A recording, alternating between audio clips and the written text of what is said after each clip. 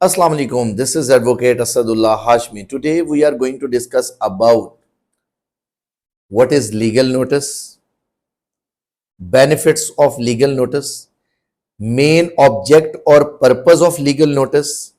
and under what circumstances you can send a legal notice to anybody. तो किन किन मामलात में आप जो है वो लीगल नोटिस इशू कर सकते हैं और लीगल नोटिस जो है वो इसका मतलब क्या है, पर्पस क्या होता है और क्या इसको सीपीसी या सिविल लॉ जो है वो सपोर्ट करते हैं या नहीं, और इसकी बाद में इम्प्लीकेशंस क्या हैं और आपको क्या बेनिफिट्स हो सकते हैं लीगल नोटिस से। नंबर 1, लीगल नोटिस एक ऑफिशियल इंटीमेशन होता है, एक इंफॉर्मेशन होती है जो भी क्लेमेंट है उसका लॉयर जो है वो इशू करता है अपने लेटर हेड पे किसी भी दूसरी पार्टी को जिन्होंने क्या किया हो। सर्कमस्टेंसेस क्या हो सकते हैं? नंबर 1, किसी ने आपकी पेमेंट देनी थी, नहीं दी जो टाइम पीरियड था उसके अंडर, तो देन आप उसको लीगल नोटिस इशू करवा सकते हैं। नंबर 2, अगर कोई टेनेंट है, उसने जो है वो टेनेंसी एग्रीमेंट की जो है वो वायोलेशन की, तो आप उसको जो है वो लीगल नोटिस इशू करवा सकते हैं। इवन अविक्शन का नोटिस भी आप करवा सकते हैं। उसके अलावा बैंक था, उसने कोई वायोलेशन की, तो आप उसके अगेंस्ट जो है वो लीगल नोटिस इशू करवा सकते हैं। कोई ऑर्गेनाइजेशन है, कोई प्राइवेट पर्सन है, कोई भी इंडिविजुअल है जिसने कोई ब्रीच ऑफ कॉन्ट्रैक्ट किया या फॉर एग्जांपल कोई अपनी जो ऑब्लिगेशंस थे उसको फुलफिल नहीं किया, जो कि वो ड्यूटी बाउंड था अंडर द कॉन्ट्रैक्ट, तो वो उसने फुलफिल नहीं किए, तो आप लीगल नोटिस उसको जो है वो इशू करवा सकते हैं। वैसे as far as my knowledge and experience is concerned, almost 50 to 60% आपका काम लीगल नोटिस पे ही हो जाता है, अगर एक लीगल नोटिस जो है वो वेल ड्राफ्ट हो, बेहतरीन उसके अंदर ग्राउंड्स लिए गए हों, और जो भी आपका क्लेम बनता है विद प्रूफ्स अगर उसको बनाया जाए, तो आप जो है वो अपना जो ग्रीवेंस है उसका रिड्रेसल लीगल नोटिस से ही कर सकते हैं। नंबर 1, कोशिश ये करें कि जब लीगल नोटिस आप ड्राफ्ट कराएं तो कोई लीगल प्रोफेशनल जो कि एक्सपीरियंस्ड हो, जिसको आइडिया हो कि लीगल नोटिस का इम्पैक्ट क्या होगा और क्या क्या ग्राउंड्स आप लीगल नोटिस में ले सकते हैं, और क्योंकि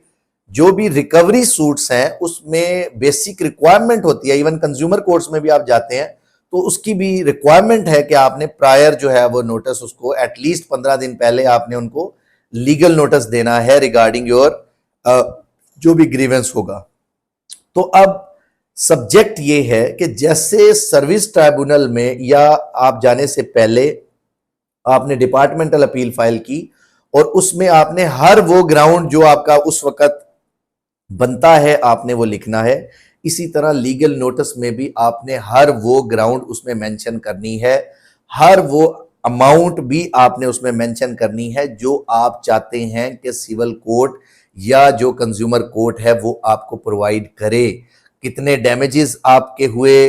कितना मेंटल टॉर्चर हुआ आपको, कितना लॉस हुआ, कॉन्ट्रेक्चुअल ऑब्लिगेशन क्या थी, उस ऑब्लिगेशन में उनकी ड्यूटीज क्या थी, जो वायोलेट हुई क्लॉज उसके बारे में, उसके अलावा जो जो टर्म्स आपकी सेटल हुई और उस दूसरी साइड से वायोलेशंस हुई, उन सारी वायोलेशंस को भी 1 by 1 जो है वो आप जो है वो डिस्कस करेंगे, और देन जो है फिर वो आप जो है वो उसको एक वेल ड्राफ्ट जो है वो बेहतरीन ड्राफ्टेड जो है वो लीगल नोटिस तैयार करवाएंगे,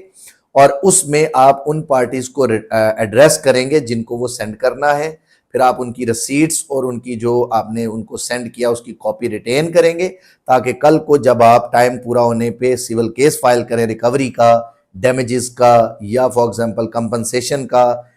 या कोई भी स्पेसिफिक परफॉर्मेंस का, तो उसमें आपकी तरफ से बोनाफाइडी शो हो कि लीगल नोटिस जो है वो आपने दिया था वो वेल ड्राफ्टेड था, वेल रिटन था, वेल ग्राउंडेड था।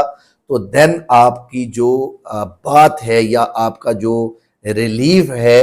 वो वेल रिकॉग्नाइज हो जाता है, और जो कि कोर्ट ऑफ लॉ में आप उसको बेहतर तरीके से जस्टिफाई कर सकते हैं। अदरवाइज जो दूसरी पार्टी है, एडवर्स पार्टी, सिंपली आके कोर्ट में जो है वो डिफेंस ले सकती है कि ये जो बातें इन्होंने सिविल केस में की हैं, ये जो रिलीव्स इन्होंने यहां मांगे हैं, ये इन्होंने लीगल नोटिस में हमें इंटीमेट नहीं किया, तो टेक्निकली आप फिर नॉकआउट हो सकते हैं। टेक्निकली आपका राइट जो है फिर वो कोर्ट की नज़र में जो है वो डाउटफुल हो जाता है। तो इसलिए इन चीज़ों का आपने लीगल नोटिस राइट के दौरान जो है वो ख्याल रखना है। अल्लाह हाफिज़।